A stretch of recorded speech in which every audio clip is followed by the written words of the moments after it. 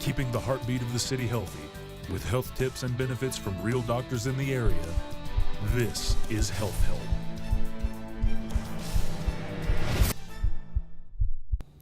Okay, today we're going to talk about influenza and the current status during our current influenza season.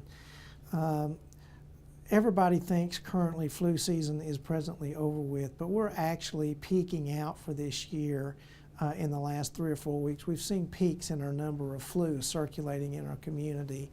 The types of flu have been influenza A, particularly the H1N1 strain, and then also influenza B. And right now in Northeast Tennessee, we're seeing primarily influenza B circulating in our community. In the rest of the state, we're seeing about half and half of A versus B.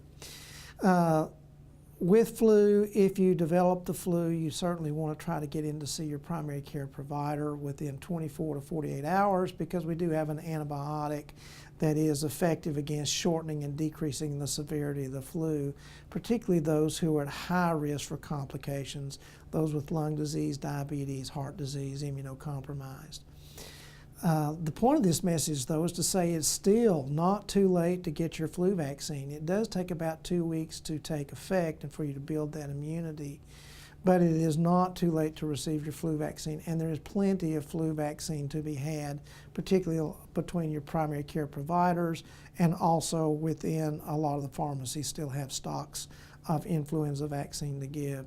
We use the expression, protect the one that you love, because influenza is usually the one that hurts the one that you love, particularly those that are elderly or those who are very, very young, tends to have a more severe effect. And certainly any woman who is pregnant should receive the flu vaccine, as complication rates skyrocket during pregnancy.